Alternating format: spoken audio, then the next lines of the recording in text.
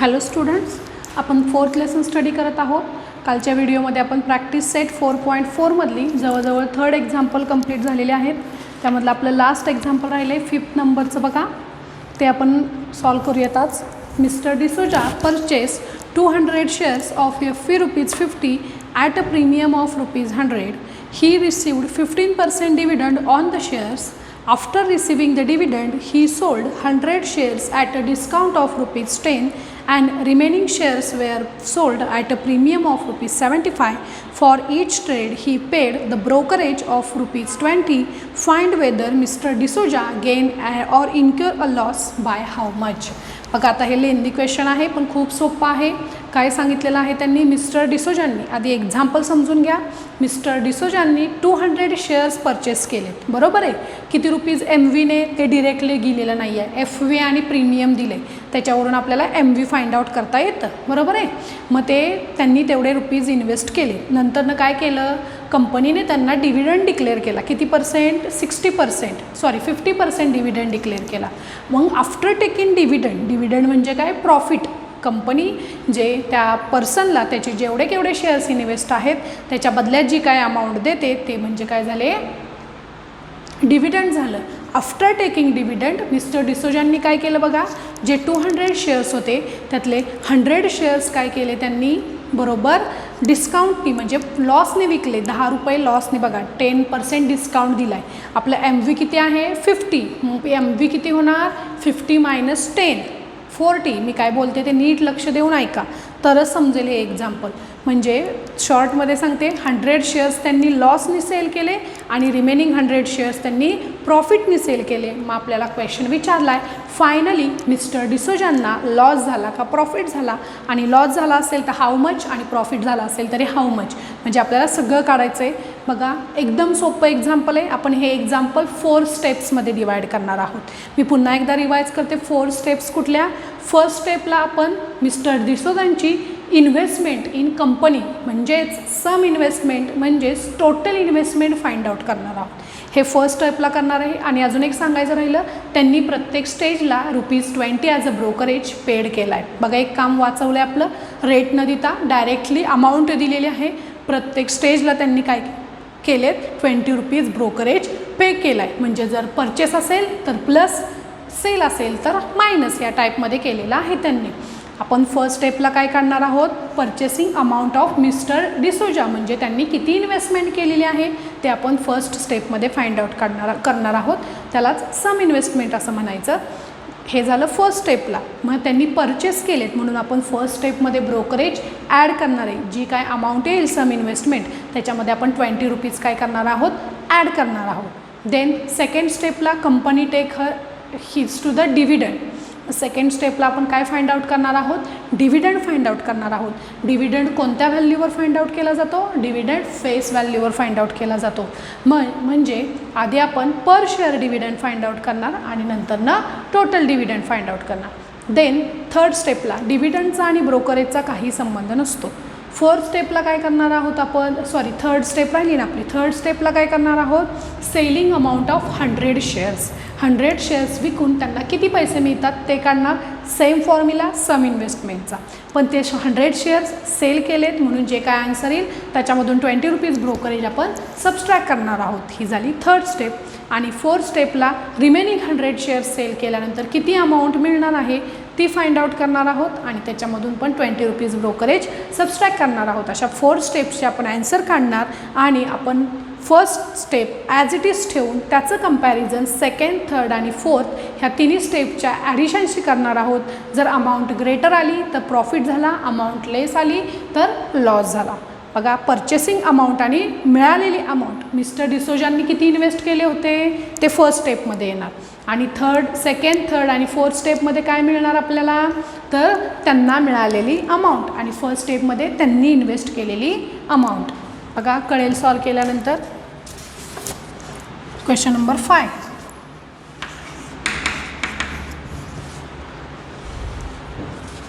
First step,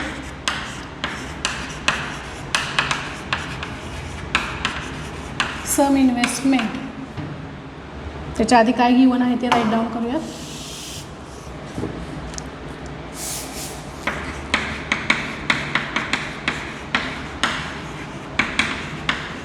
number of shares is equal to 200. FV rupees 50, premium rupees 100. म्हणून therefore MV is equal to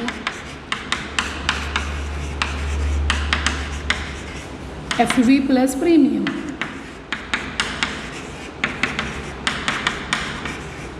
rupees 150 premium MV आला. म्हणून therefore sum investment म्हणजेच total म्हणूया त्याला. Total investment of mister D'Souza काय formula, number of shares into MV 200 into 150 rupees 30,000. But he paid 20 rupees. He paid rupees 20 as brokerage. Therefore, finally, purchasing amount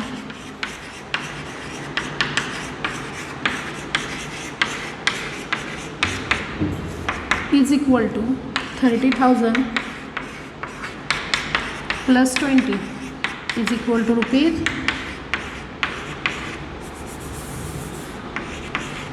30,020. हे first स्टेपचं answer झालं. Second स्टेपला rate of dividend.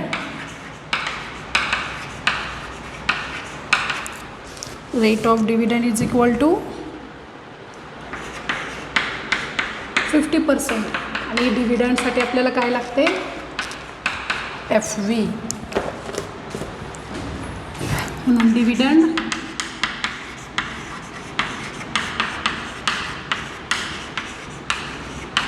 Per share 50 into 50 upon 100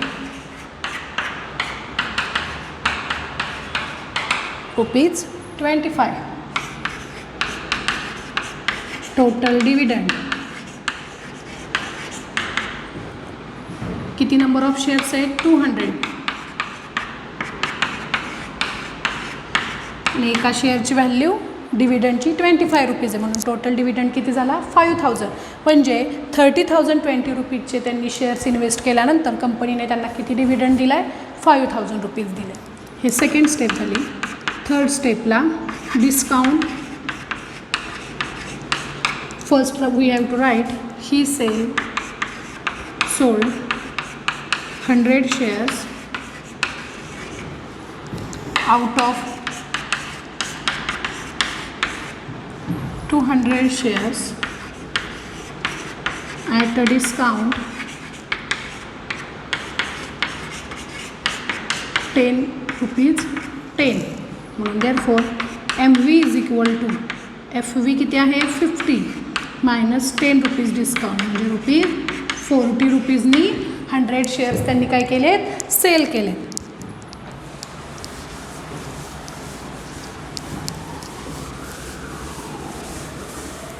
म्हणून selling price of 100 shares, number of shares into MV. एकदा formula लिहिल्यानंतर पुन्हा लिहिण्याची गरज नाही. किती आले, rupees 4,000. But he paid rupees 20 as brokerage. म्हणून therefore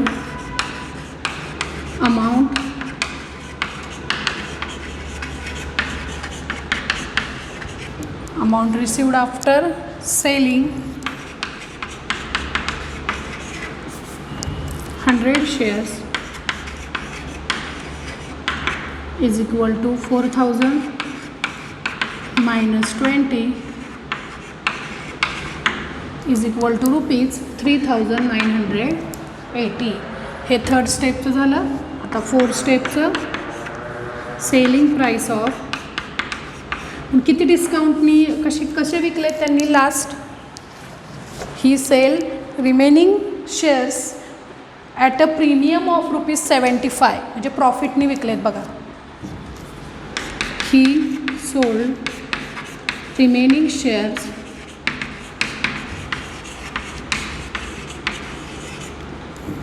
ॲट अ प्रीमियम ₹75 म्हणून therefore MV is equal to FV plus premium ₹125 म्हणून therefore selling price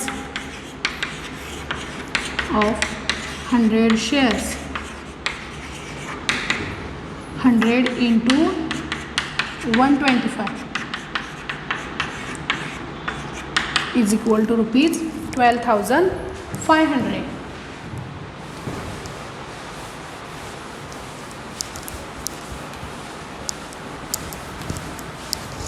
third step, fourth स्टेपचं.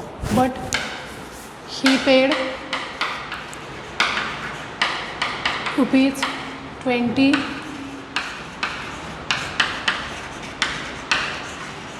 As a brokerage म्हणून therefore amount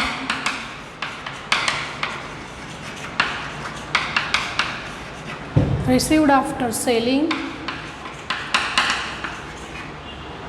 100 shares is equal to 12,500 minus 20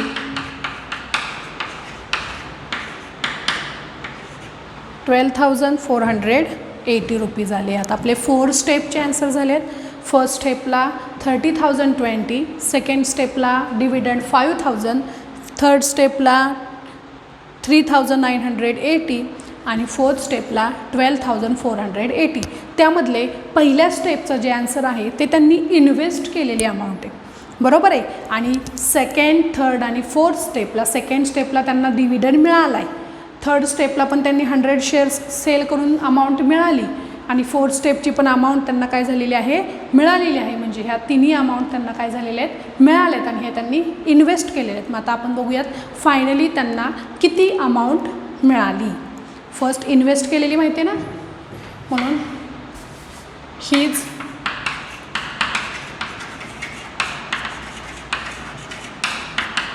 investment is equal to ₹30,020 and he received total amount is equal to 5,000 plus 3,980 आणि 480 12,480 यांचे addition करूया.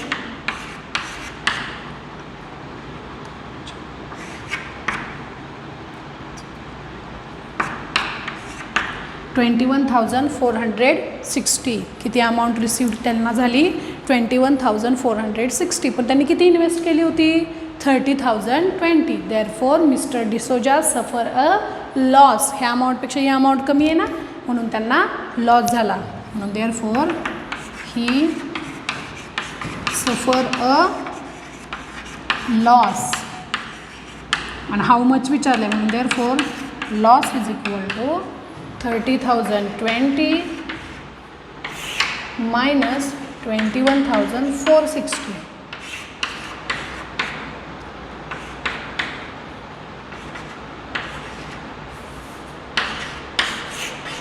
₹8,560 त्यांना काय झालेलं आहे, loss झालेला आहे. बघा 4 स्टेपमध्ये आन्सर काढले. मोठा आहे पण सोपा आहे example. Then we start problem set 4B. आता आपण त्यातला MCQचा क्वेश्चन घेऊयात आणि स्टॉप करूयात व्हिडिओ. बघा first question, write the correct alternative for the following sub questions. If the FV of share is 100 and MV is ₹75 then following statement is correct. बघा face व्हॅल्यूपेक्षा market value कमी आहे म्हणजे shares लॉसमध्ये आहेत, म्हणून therefore लॉसलाच काय word आहे, discount. कोणता ऑप्शन करेक्ट आहे बघा, B. The share is at discount of ₹25. Then second question, what is the amount of dividend per share of FV ₹10 and dividend declare is 50%. डिव्हिडंडची अमाऊंट विचारली बघा, फाइंड आउट करूयात आपण हे आन्सर.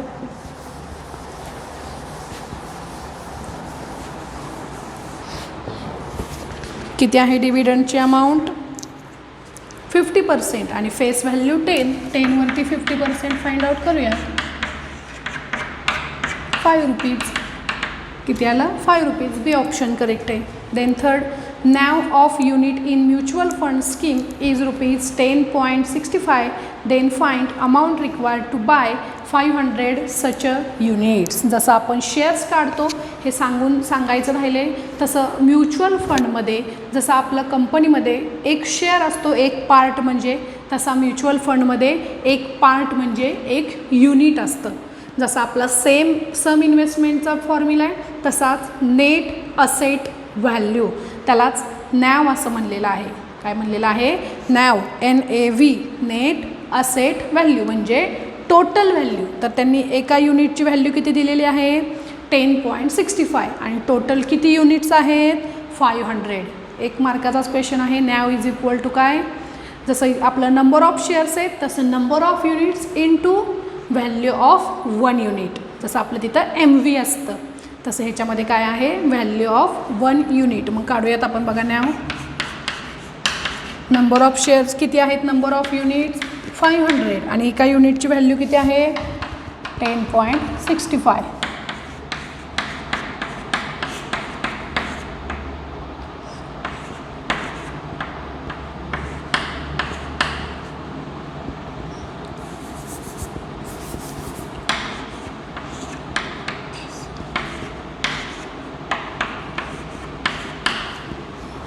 ₹532500 म्हणजेच किती आलं? ₹5325.